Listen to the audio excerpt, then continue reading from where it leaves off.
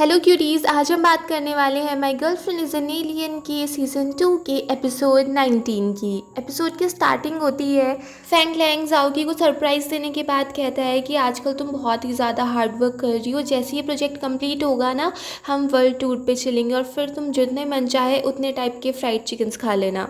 और जाओ की बेचारी ये सोच के दुखी हो रही थी कि मैं तो अर्थ से जाने वाली हूँ और ये मेरे साथ फ्यूचर प्लान कर रहा है, तो वो उसको एकदम से हक कर लेती है। फिर दिखाते हैं जब जाओ की घर पे आती है तो जाओबू उसको दिखाती है कि मेरी टर्टल शेल अभी तक गायब नहीं हुई और देखो मेरे सिस्टम में सिर्फ ये हार्ट बना हुआ आ रहा है और इसी की वजह से मुझे ह्यूमन बनने में ज़्यादा टाइम लग रहा है और इस वजह से मैं कुछ और सर्च भी नहीं कर पा रही हूँ, मेरा सिस्टम काम ही नहीं कर रहा है, सिर्फ लव की बातें किए जा रहा है। जाओ भी बड़ी परेशान हो गई थी कि मैं तुम्हारी कुछ हेल्प नहीं कर सकती। जाओ की कहती है अरे उसकी चिंता मत करो, बस थोड़ा सा रेस्ट करो और पहले ठीक हो जाओ।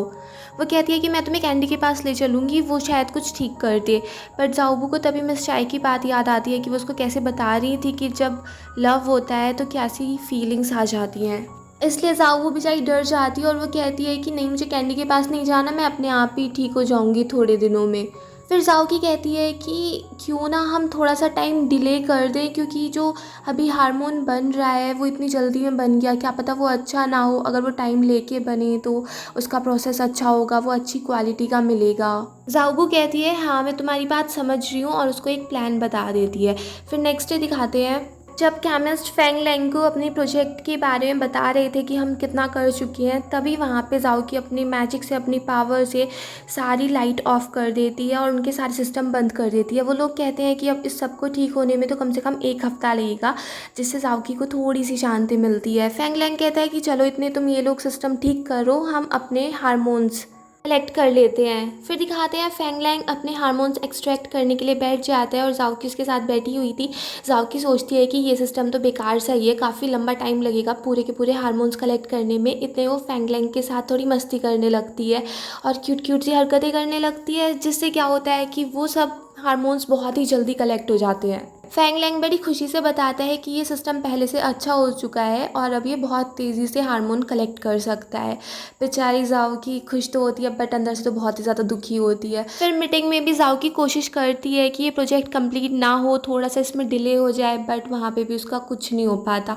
वो सोचती है कि मैं कितना भी कुछ भी कर लूँ ये लेट हो ही नहीं रहा है। घर पे जाओबू और जाओकी ने फेयरवेल गिफ्ट्स तैयार कर दिए थे और दोनों ही बड़ी दुखी थी कि अब हम यहाँ से जाने वाले हैं। जाओकी कह रही थी अब जब हम चले जाएंगे तो वो लोग हमें भूल जाएंगे ना।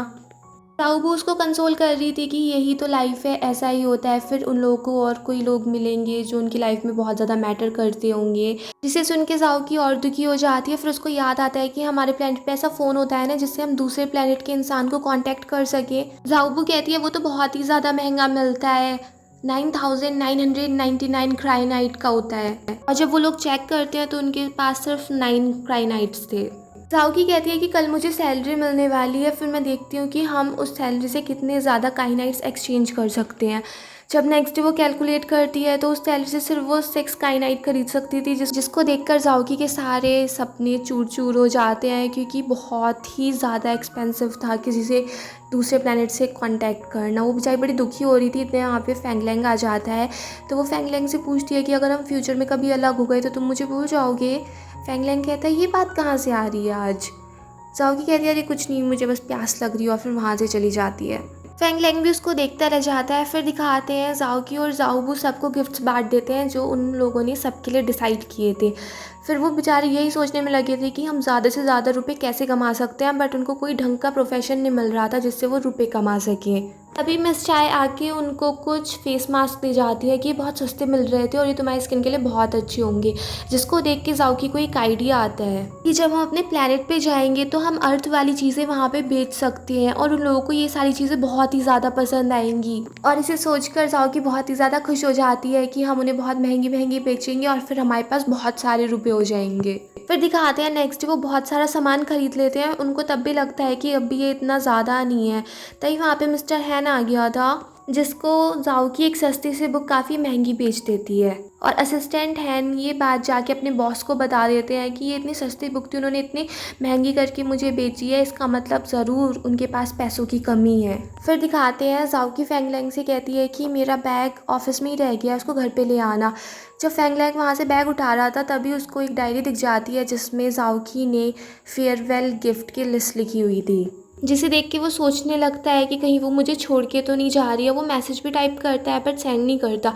फिर वहाँ पे अचानक से बारिश पड़ने लगी थी जिस वजह से उसके दिमाग में बहुत ही ज़ोर से कुछ मेमोरीज़ आने लगती हैं कि कैसे वो जाओकी के लिए रो रहा था, उसको याद कर रहा था कि जाओकी उसे बिना बताए चली गई और फिर अचानक से उसकी कार का एक्सीडेंट हो जाता है। फिर दिखाते हैं डॉक्टर ने फेंग लैंग की मरहम पट्टी कर दी थी और असिस्टेंट हैन कह रहा था कि बॉस आप ध्यान रखा करो, मैं आपके लिए कितना वरिड था, मुझे कितनी चिंता हो रही थी और मैंने जाओकी को भी बता दिया है। तभी जाओकी वहाँ पे भागी भागी आती है, वो फेंग लैंग की इंजरीज चेक करने लगती है, उसको एकदम ब्लैंकेट से ढक देती है और कहती है कि अपना ध्यान रखो। और इतने में ही फेंग लैंग कहता है कि मेरा एक क्वेश्चन है, तुम हो कौन? जाओकी कहती है तुम ठीक तो हो ना। तभी असिस्टेंट हैन समझ जाता है कि शायद बॉस भूल गए होंगे, तो वो वहाँ से जाओकी को भेज देता है कि इतने तुम बॉस के लिए कुछ बना दो। और वो फिर वहाँ पे फेंग लैंग को दिखा देता है कि ये जाओकी है, ये आपकी गर्लफ्रेंड है, पहले आप एक दूसरे को नहीं कुछ समझते थे बट फिर आप गर्लफ्रेंड बॉयफ्रेंड बन गए। फेंग लैंग उसको तभी रोक देता है कि और बताने की ज़रूरत नहीं है, मैं वैसे ही काफ़ी चीज़ें भूल जाता हूँ।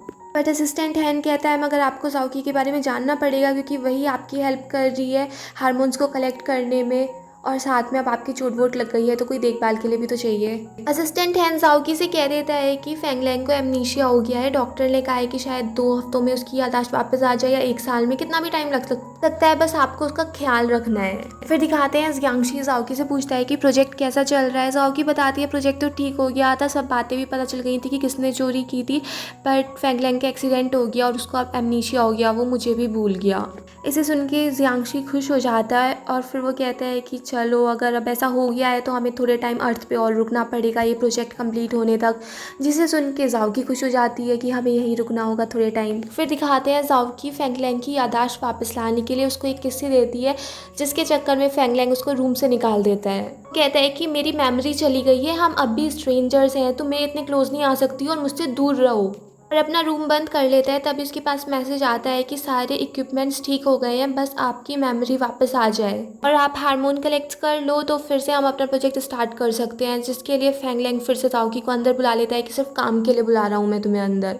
फिर जाओकी एक हिस्टोरिकल आउटफिट पहनती है जिससे वो फेंग लैंग की याददाश्त वापस ला सके। वो उसको बताती है कि वो इन्हीं कपड़ों में उसको फूड डिलीवर किया करती थी।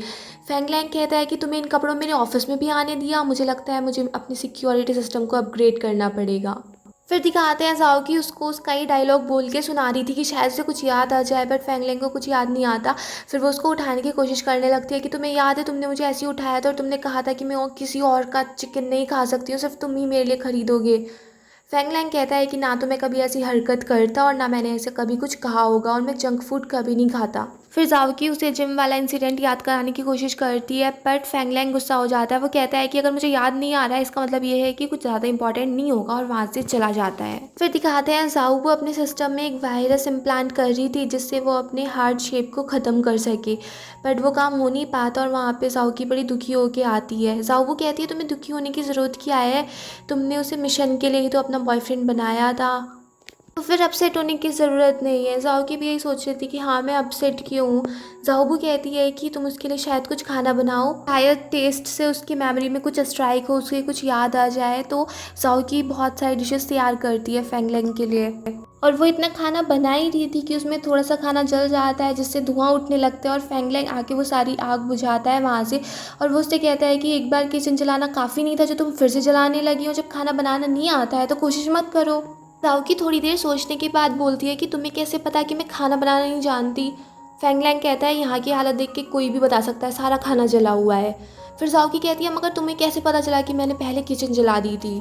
फेंग लैंग कहता है असिस्टेंट हैन ने मुझे बताया था। फिर वो असिस्टेंट हैन से मैसेज करके पूछती है बट असिस्टेंट हैन के रिप्लाई को देख के जाओकी समझ नहीं पा रही थी कि इसको ये सारी बातें याद हैं या इसकी मेमोरीज वापस आ चुकी है। रेस्टोरेंट में दिखाते हैं फैंगली जाओबू से मिलने आया होता है। जाओबू उसके पास नहीं आ रही थी बट फैंगली उसे वो सारी बातें बताने लगता है कि कैसे हम एक साथ मिले थे, हमने क्या क्या काम साथ में किए थे, जिससे दोनों इमोशनल हो रहे थे। सुन सुन के जाओबू कह रही थी कि तुम्हें ये सारी बातें भी याद है।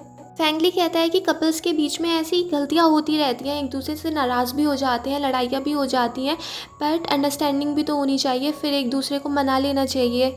और वो एक दूसरे की आंखों में देखे ही जा रहे थे, इतने ज़ाओबू का टेम्परेचर फिर से राइज़ करने लगता है और फैंगली उसको गिफ्ट निकाल के दे रहा था कि इतने में ज़ाओबू वहाँ से भाग जाती है। फिर टॉर्टोइस बन जाती है और फैंगली बेचारा देखता रह जाता है। वो ऐसी दुखी होकर वहाँ से जा रहा था तो मिस चाय उससे पूछती हैं कि तुम ज़ाओबू के साथ थोड़ा और ज़्यादा टाइम स्पेंड कर लेते। फैंगली कहता है कि ज़ाओबू तो मुझसे बहुत नाराज़ चल रही है, मुझसे बात ही नहीं करती, मुझे इग्नोर कर रही है। मिस चाय उसको समझाती हैं कि लड़कियां कभी कभी ऐसे टेंट्रम्स देती रहती हैं, तुमने कहीं कोई गलती तो नहीं की थी ना जिससे ज़ाओबू गुस्सा हो गई थी। फैंगली कहता है कि ऐसा तो मैंने कुछ नहीं किया, बस मैं हर रोज़ उसे फ़ोन किए जा रहा हूँ, उसे मैसेज किए जा रहा हूँ, शायद वो उससे परेशान हो गई हो और मैंने इतने दिनों से अपनी पेंटिंग नहीं की, शायद इसलिए वो गुस्सा हो। मिस चाय कहती हैं कि हाँ ये रीज़न हो सकता है। तो फैंगली खुश हो जाता है कि अब मैं जल्दी से अपनी पेंटिंग कंप्लीट करता हूँ और फिर ज़ाओबू मुझसे नाराज़ नहीं रहेगी। दूसरी साइड दिखाते हैं ज़ाओ की ये समझ ही नहीं पा रही थी कि फैंगलैंग की याददाश्त वापस आ गई या सिर्फ वो ड्रामे दिखा रहा है। फिर दिखाते हैं ज़ाओ की डिनर प्रिपेयर करती है और वो अल्कोहल निकाल लेती है कि आज तो यही डिसाइड करने वाली है कि फैंगलैंग क्या कर रहा था। डिनर करते हुए ज़ाओ की फैंगलैंग को बहुत ही ज़्यादा ड्रिंक करवा देती है और फिर उससे बाद में पूछ लेती है कि चलो अब पहले मेरे क्वेश्चन का आंसर दो कि क्या सच में तुम्हें एमनीशिया है। बट फैंगलैंग एमनीशिया की बात तो क्या करता, वो अम्यूज़मेंट पार्क की बात करने लगता है कि मुझे तो पार्क में जाना है। ज़ाओकी उसे बड़ा संभालती है, फिर वो बच्चे की तरह बिहेव करने लगा था। ज़ाओकी बड़ी परेशान हो गई थी कि इस फैंगलैंग से तो बात करना और भी ज़्यादा मुश्किल है। फिर वो थोड़ा ऐसे रोने लगता है कि नहीं तुम मुझ पे चिल्ला रही थी, इसका मतलब तुम मुझे हेट करती हो ना। फिर ज़ाओकी उसको संभालने लगती है कि नहीं मैं तुम्हें हेट नहीं करती हूँ, मैं तो तुम्हें लाइक करती हूँ, प्लीज़ गुड बॉय चुप हो जाओ। फैंगलैंग कहता है कि इसका मतलब तुम मुझे हेट नहीं करती तो तुम मुझे लाइक करती हो ना, क्योंकि मेरी मदर कहती थी कि जो इंसान अगर किसी दूसरे को हेट नहीं करता तो इसका मतलब वो उसको लव करता है। तो वो यही पूछ लेता है कि क्या तुम मुझे लव करती हो। और यहीं पे ये एपिसोड फिनिश हो जाता है। अगर आपको ये पसंद आया हो तो प्लीज़ मेरे चैनल को सब्सक्राइब करें, लाइक करें, शेयर करें, कमेंट्स करें and bye bye till next video.